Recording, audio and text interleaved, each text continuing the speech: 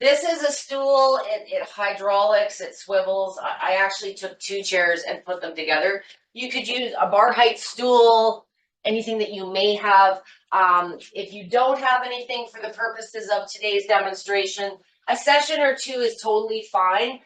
Many of my ladies use it in their office chairs and they are sitting downhill, but long term, not very often, but I have had a few folks where it's irritated the hips or the knees because you're sitting at that downhill angle. So long term, if you do plan to be using your machine seated a lot, you might want to invest in something that's a little bit more solid that you can use regularly with your machine. So the first thing I want to talk about is posture. A vibration plate is just an environment. It accelerates the effects of the exercise moves, the stretches, whatever it is that you're doing on it. It accelerates the benefits. It reduces the amount of time that you have to spend doing it. And it's a little easier for you to perform. So the big advantage of a vibration plate is it's something that most people can use. Not everyone can go for a run. Not everyone can go to the pool. The swimming pool is a great exercise for boosting lymphatic movement. It's also great if you are dealing with chronic symptoms. But the biggest complaint I get about the swimming pool is getting there and back. You're done. If you're dealing with really severe fatigue, a lot of excess weight, pain, swelling, it's the getting to the pool and back that is the challenge, not the pool itself when you get there. So a vibration plate is very low impact, less impact than walking. I do all of my sessions in what I call oscillating movement. Oscillating movement is the most natural, most functional movement. The vast majority of machines out there are oscillating, not by accident. It's because it's what more people prefer. There's lots of different movement styles out there, but for my purposes, for the purposes of moving lymph and managing symptoms today, in my opinion and experience, and I'm well versed on both sides, the vast majority of research is between oscillating and linear or vertical style plates, which are not as common. A true vertical plate's a lot bigger, a lot louder, much more of an investment to a degree, but it's not as well tolerated. It's not as preferred. Most people do not like the buzz, the head buzz that comes with vibration plates in general. It's not harmful. It just takes some getting used to, but on a vertical plate, it's much more prominent. On an oscillating plate, there's many more ways to minimize or reduce that. So I'm going to get my plate going in manual mode. And the first lesson with oscillating that's different than any other vibration movement style is that you are always in control over the intensity. Before we get to speeds and levels and programs and all that stuff, if you've never used a plate before, or if you've used a plate before but have never played with this, the position of your feet or your hands on the plate itself is what drives the movement, the intensity. If you're really wide, think like a teeter-totter. You're moving more. If you're really close, you're moving less. When you're dealing with chronic symptoms, guess what? Sometimes too much movement or too much impact is not comfortable. That's why jogging doesn't work so good. If you look at your machine, many of them have this jogging mark. And it baffles me. I don't get it. I don't know why. Everyone for the most part, and a lot of this is companies showing you, the companies selling these machines, some are better than others, but they're not vibration training specialists. They're selling equipment and they're trying to gain your business. So sometimes when you're asking them, what is the best for this or what is the best for that, they're going to give you an answer, but it may not be coming from a place of terrible experience. If you were to buy a treadmill from the local fitness depot, you wouldn't be going back to that same fitness depot for a customized training plan. You would talk to a trainer. When it comes to these machines, there's this mentality that you just pick a program and go. And it's a little bit more complicated than that. In order to simplify it, I describe it as an environment. And when you're using this environment, there's 2 things you're in control of. The first one we're talking about right now, which is the amplitude. Wide is more shaking. Close is less shaking. The speed, how many times it's moving you. Some speeds, some frequencies have been looked at, but they haven't looked at all of them by any means in the research world. They haven't looked at all the variables between the different movement styles, the different amplitudes. Every machine has its own unique performance characteristics. So while we're warming up, which is what we're doing here simply by sitting, I think it's important that you understand speeds offer variety. They do have purpose, but you're never going to get an exact frequency for lipedema. You're never going to get a perfect frequency for neuropathy. Even though many companies may volunteer it, they want to support you, they want to get you moving, and they're not wrong. There's a lot of studies out there that have said this frequency is best for this, or this frequency is best for that.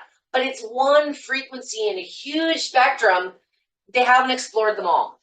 There's way more user experience and anecdotal experience going on out there that validates so much that science will just never explore. I'm sitting here with my feet about hip width apart. The amount of amplitude or intensity I want you using should be what you're comfortable with. If hip width apart is too much action, bring your feet closer together. At any time, you are always in control. And if you're dealing with chronic symptoms, you're going to have good days and bad days where some days you can take on more and some days you just don't have the same tolerance. So if you're at all comfortable, bring those uncomfortable, bring the feet closer, bring the hands closer if you're doing upper body. From a speed perspective, everything I do when you're starting out, and we're starting with the starting out mentality today, many of you may have been using a machine for some time. There is no right or wrong way to use a machine. There are different ways. My approach is very different. It's often contradicts what most people are talking about out there, but I probably deal with more medical conditions with severe symptoms than anybody that's willing to put themselves out there online. So I just have different experience. So the first one that I want to work through, I have these out of order, of course, is some leg pumps. Now, any of these exercises I wanted to, for those of you that don't have a plate and you're still on the fence, or you're maybe financially not in a position to get one yet, I want you to still be able to take advantage of the exercises. So anything I'm doing today can be done on any vibration plate, any movement style, any program, any setting. That's more of a personal preference. I'm going to give you some basic guidelines using an oscillating plate today because I do feel it's more functional and the movement is by far more beneficial for moving lymph. Because oscillating offers more movement, oscillating plates have higher amplitudes but lower frequency and speed ranges. Vertical plates have higher frequencies and speeds, but they move much, much less. We are moving and pumping muscle, blood, circulation. Every time you move, lymph moves. That's the big secret with lymph. When you move, lymph moves. Our body on the blood side has a heart that moves the blood throughout our body. When our muscles expand and contract through movement, we move lymph. When we run our hands across the surface of our skin, we're activating that lymph just under the surface. Maybe you do dry brushing, maybe you use a pump. There's all different tools out there to move lymph. The advantage a vibration plate is going to give you over anything else is it offers exercise benefits as well, should you choose. So the first one we're going to do is the pumps. As I said, we're going to lift to calves, which is a calf raise. Then we're going to lift the balls of the feet. Almost feel like those toes are stretching. So this is something that you can do. I like to do it slow on the plate when I'm sitting. I tend to do it a little faster. But if you spend a lot of time sitting, and you got to keep working, and you should stand up, but you don't want to, this is a good way to get the ankle flexibility, range of motion going. It's a good way to start building calf strength. The calf muscles are much smaller than the thighs, and they've got all the work returning all of our fluids uphill. So it's very important, especially if you're dealing with heart health issues, to keep those calves strong, okay? I would love to see you do this for about 30 seconds to a minute. If your symptoms are in the calves and the ankles, and you just need a fix throughout the course of the day, you could do that one exercise on its own. There's no need to do everything that I'm doing. Any of these exercises can be done on their own as a spot treatment, let's say, throughout the day. The next one I'm going to do is a calf stretch. So there's two parts to this one. Many of you deal with sciatic issues. So a calf stretch can be turned into a sciatic relief move. But I want you to get the basics of the calf raise, pardon me, the calf stretch first. So if you are lacking range of motion, poor stability, sometimes stretching your calves seated is a better idea. We're going to take one leg at a time. We want to pull that toe towards us. You may not get your leg as high as me. Everybody's range of motion and flexibility is going to be a little different. If you are able to lift a little bit, you're going to get a little bit of leg strength as well, help strengthen the knees. But we're going to do that for 2, 3, maybe 5 seconds and relax. Now we're going to do the other side. We're going to lift, hold, 2, 3, relax. I would love to see 30 seconds to a minute. Again, if the calves are what's bothering you. If it's more down the front of the legs, the front of the knees, you want to get a bit more of a stretch, you can alternate, lifting and pointing. See the difference? If you feel strong enough and you just want to keep moving, whatever variation feels good. You don't have to do it exactly the way that I'm doing it. I just want to give you some foundational exercises. Now, as I'm hunching over and losing my posture, which I always do, you want to make sure we got a nice straight core, engage the core, focus on good breathing. Any good exercises that you're doing now for your breathing, your posture, any of that when you're in a seated position can be done while you're doing this. So to get into sciatic issues, for those of you that do have them, it's a simple little upper body add-on to that exact same exercise. We're going to lift and pull the toes. At the same time, we're going to lift the head and look up towards the ceiling and arch this back. And you'll feel a huge stretch all the way underneath here. And release, okay? Want to do about 3 to 5 reps on this one. And I would recommend doing both sides. Even though the sciatic might be presenting on one side, or sciatic on just pain under the edge of the hamstrings, it may not be sciatic, but you get that tension in the hamstrings. Make sure you're doing both sides, because if you've got a side that's got issues, the other side's compensating and doing all the work anyways, so it needs some attention. So I like doing that one. That's one of my FAVE moves that I do on my own. Whether I'm sitting in a chair or on the machine just, again, reduces how long you might have to do the exercise to get relief. Ideal for those of you that are dealing with things like swelling, inflammation, those type of things. So sometimes a few spot treatments before you go do other activities, before you go to the grocery store. Again, it's not always a workout. And again, on any of these exercises that I'm walking you through, I would like your feet about hip width apart, and we're working with a mid-speed range. The slow speeds, why not, Debbie? There's a mentality that we need to start slow when we use a machine. This isn't a treadmill. There's a couple of factors we're playing with here. The speed, as I mentioned, that the frequency of it, that's how many times per second the plate is moving you. But the amplitude, how wide or how close you are, changes the intensity. So I would prefer you with a closer foot placement and a mid-speed range, even high. Mid to speed, where you're getting more movements per second, is a little smoother. It's a little less choppy. The slow speeds are not starting speeds. They're balancing the destabilizing speeds. And everybody wants to improve their balance, but if you're dealing with poor balance and stability, I don't really want to challenge you yet. I wouldn't put you on a Bosu ball. That's what those slow speeds are. They're wobbly, they're destabilizing. And for today's purposes of moving lymph, you're going to move some lymph because you're moving. But for symptom management, for pain, aches, neuropathy, all those other things, less foot placement or distance and a higher speed is going to be more soothing, more tolerant, and you're going to get more done in less time.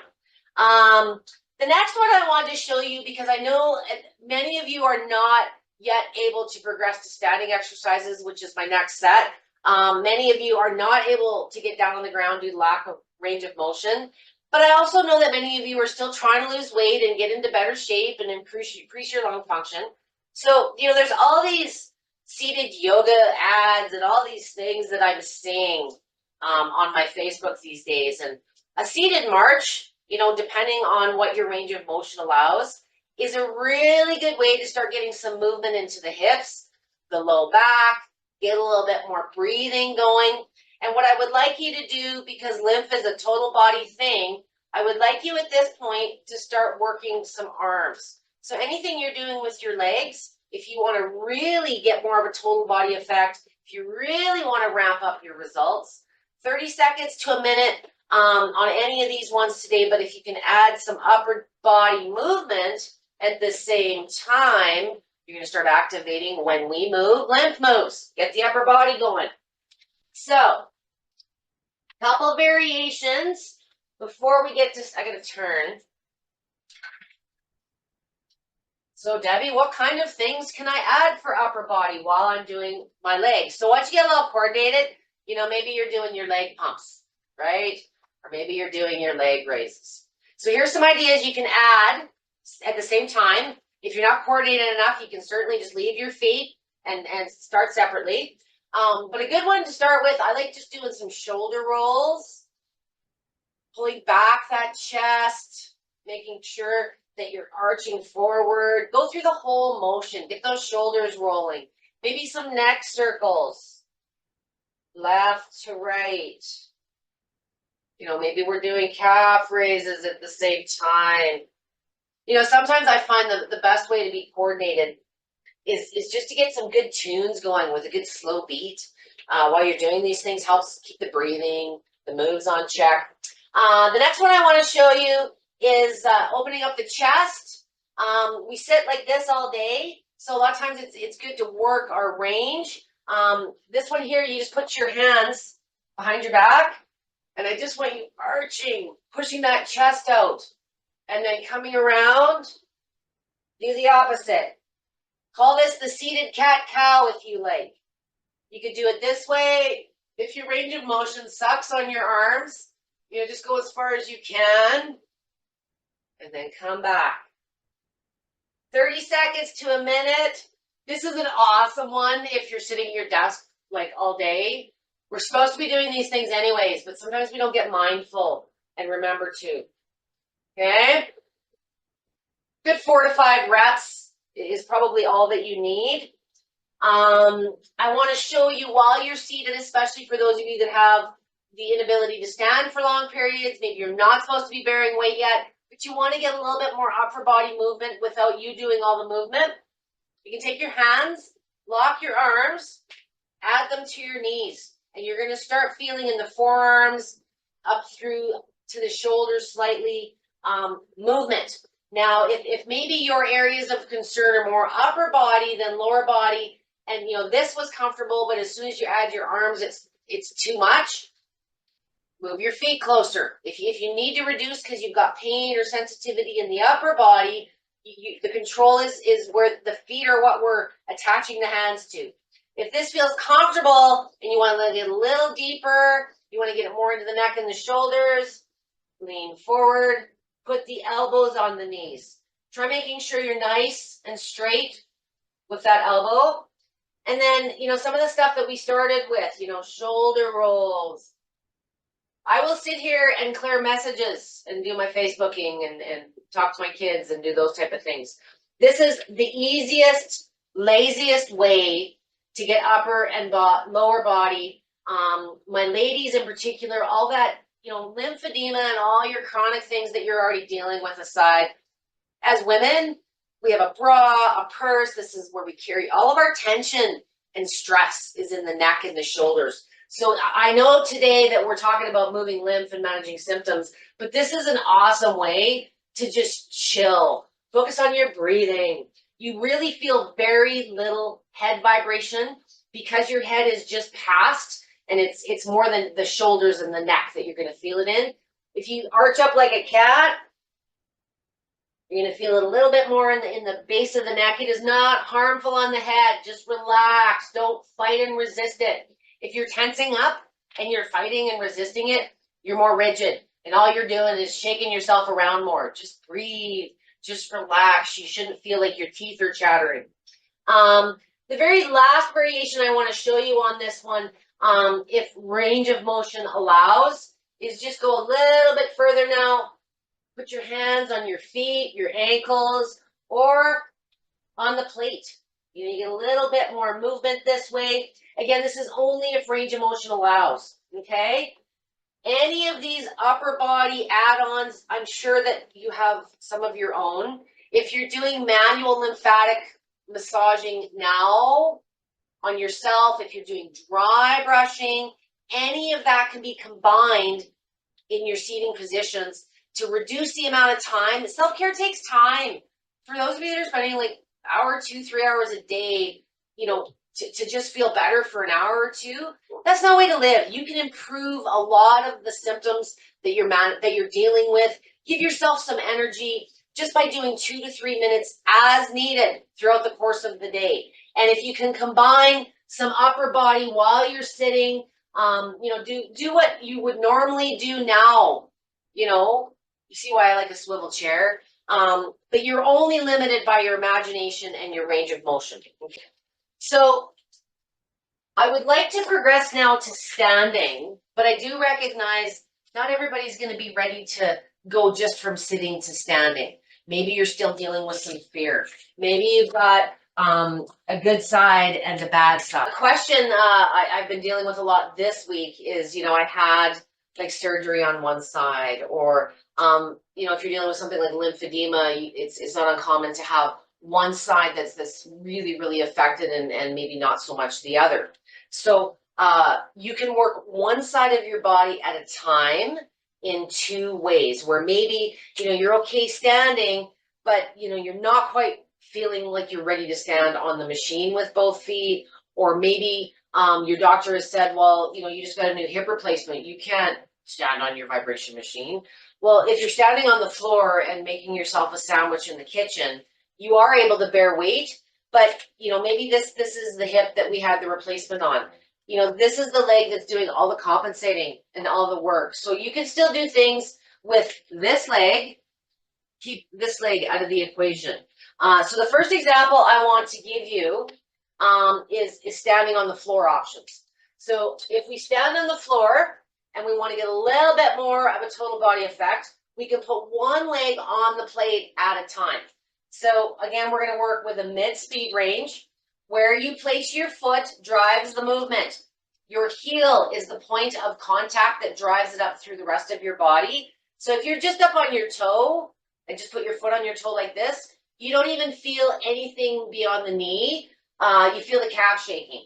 But if you put that heel down, all of a sudden you feel the transfer up through the rest of the leg.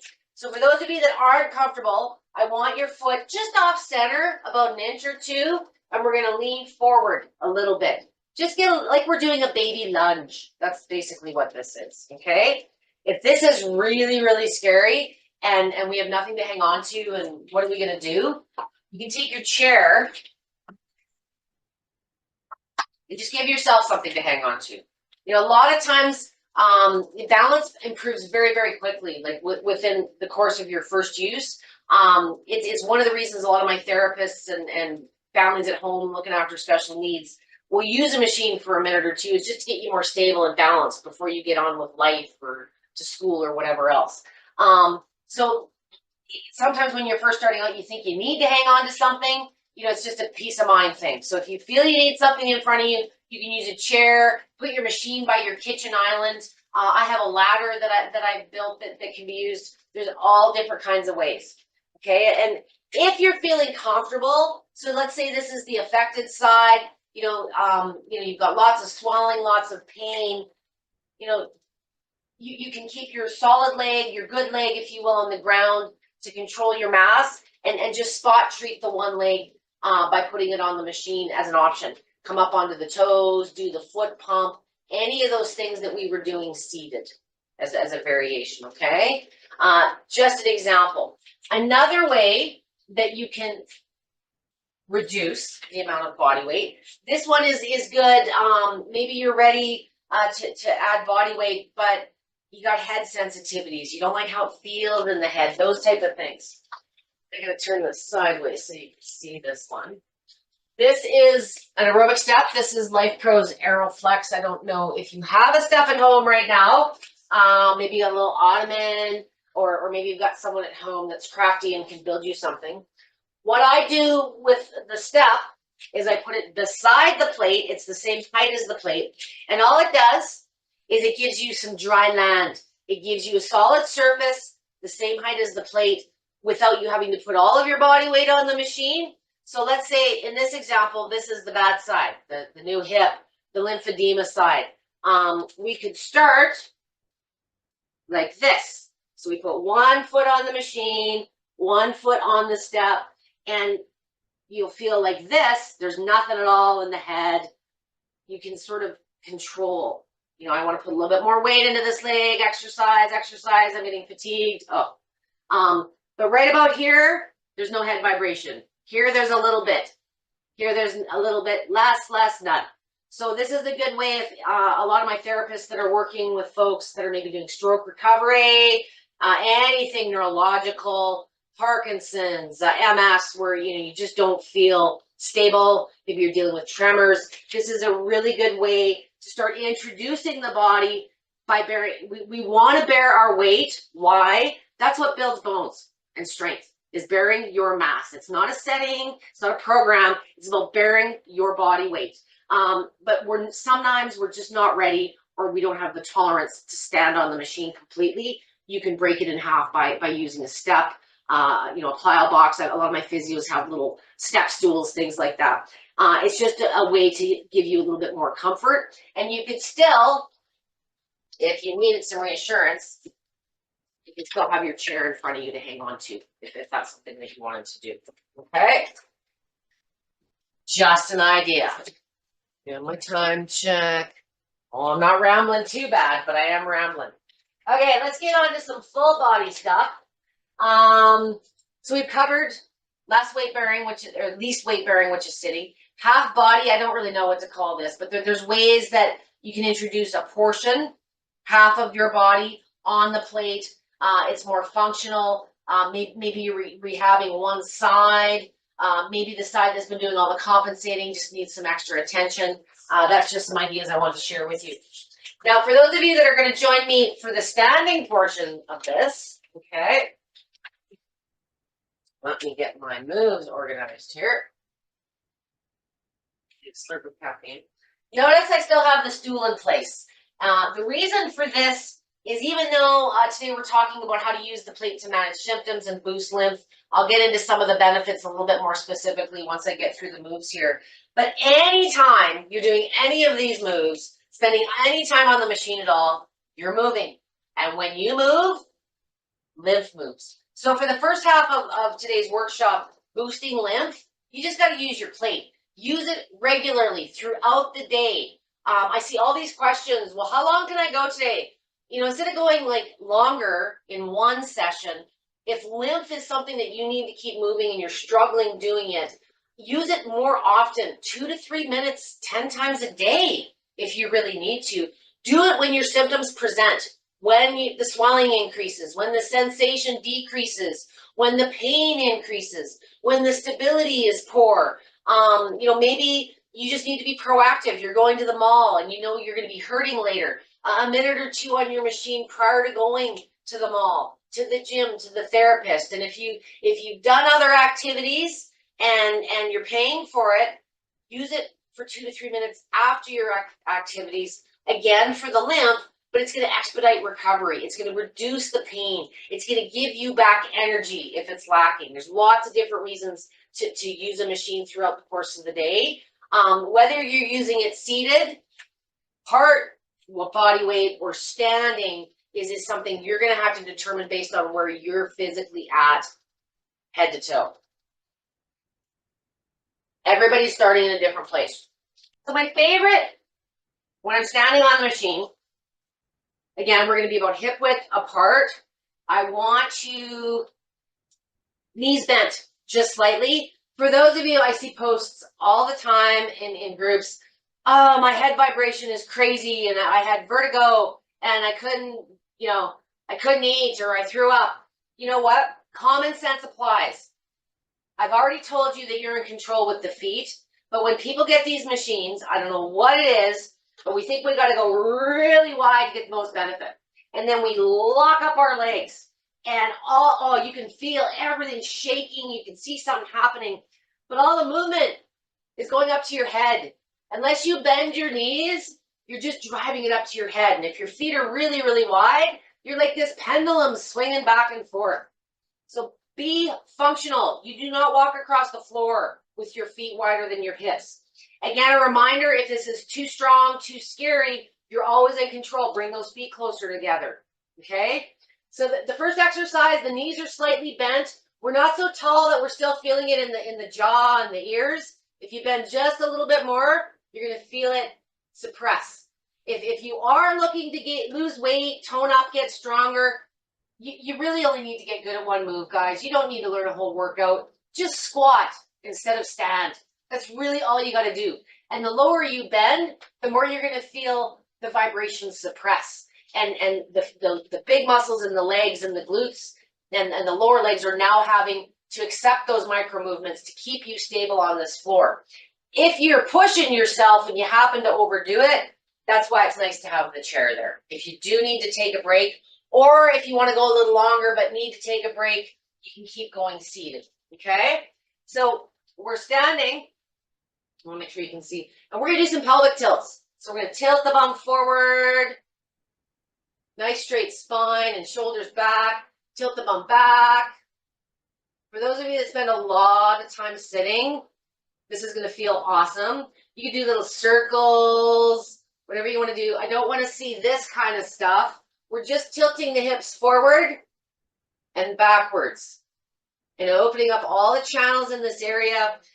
Symptom relief, a lot of you are dealing with bad backs, hips, and sometimes it's how we're compensating for the chronic issues that we're dealing with. Sometimes it's the job we got to do, all those repetitive tasks. You know, maybe it's very physically taxing, but a pelvic tilt, you know, I probably do this on its own 2-3 times a day for a minute. If I'm going to do anything, it's this one. From a standing perspective, this serves as a good warm-up to any of the other stuff that you may want to do. But on this one, a minute, 30 seconds on its own, you know, you could do it every hour. You know, if you're dealing with chronic stiffness or pain in these areas, nothing wrong with that. We're not doing a whole workout. And what else can you do while you're standing? Well, anything else we've already covered. You know, maybe you're doing the stretch. Standing cat-cow instead, you know.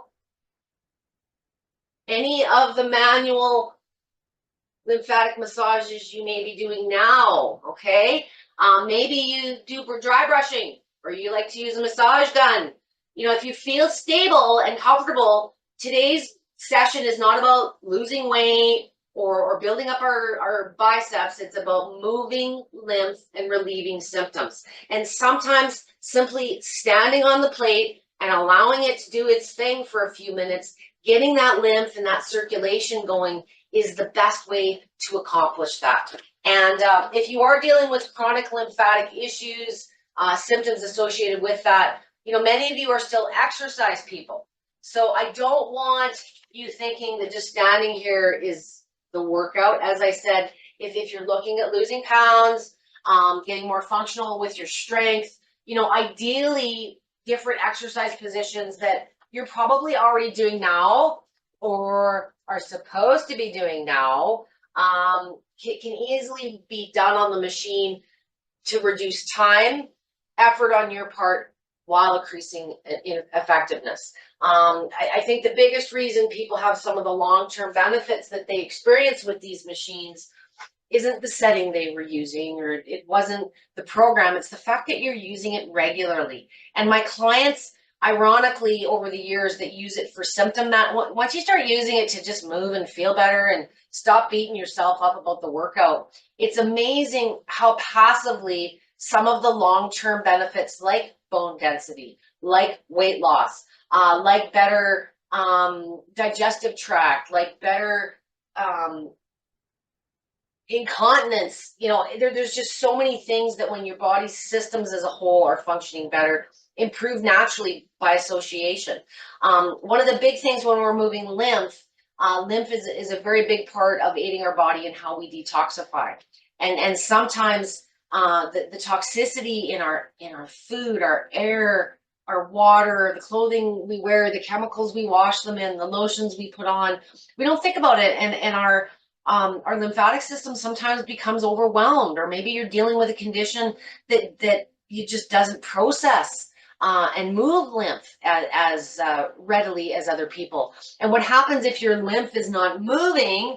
You know, your lymph holds all the gunk and all the toxins and all the grossness, and its job is to get it out of your body. So if the lymph isn't flowing properly, and you're not moving regularly, these things can become backed up and not only develop into other issues, but it drains your energy. It drains your mental game. And if you're not moving and feeling good, sometimes the motivation becomes harder to do the things we know physically that we're supposed to be doing to improve our situation. So no matter what you're feeling like today, I want you to stop beating yourself up about what you're not doing and just start spending a little bit more time focusing on what you can be doing. And if all you can do is sit on a plate, on a chair, and put your feet on the machine for 3 to 5 minutes and maybe incorporate some of the upper body stuff that I've added, you're still going to feel a whole lot better, and it's going to move you forward and get you sooner returning to the things that you do want to do. Some of this,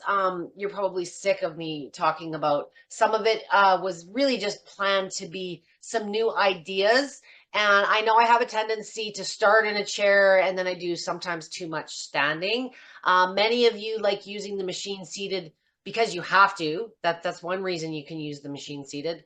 But sometimes it's just a nice lazy way to do it. You know, if you've got a very physical day or you've had a long day, sometimes you don't want to do the work. And I want you today to stop thinking workout and start thinking more spot treatment and symptom management, because all of that regular activity, the best bone density results I've seen in my time have been from little old ladies that are using it to manage their arthritic pain or their balance. They're not doing squats and push-ups, but they are using it consistently. So that's the biggest key.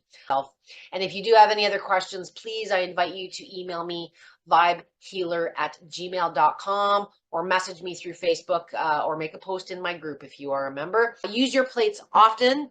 And as I said, if you have any questions, never hesitate to reach out. I can't thank you guys enough for joining me today. I look forward to seeing where you progress with this. You are only limited by your imagination and your range of motion, and I'm here to fill in the blanks. So thank you for joining me today. And if you are not using your vibration plate, if it's collecting dust in your closet due to a bad experience, or you just needed a kick in the butt, I'm here to help you with that on a virtual basis. There's always a way to work around if you have had a poor experience, or scared yourself or fearful in any way. Never hesitate to reach out. I've got lots of how-to videos in my group. The answers are there. You just got to invest a little bit of time.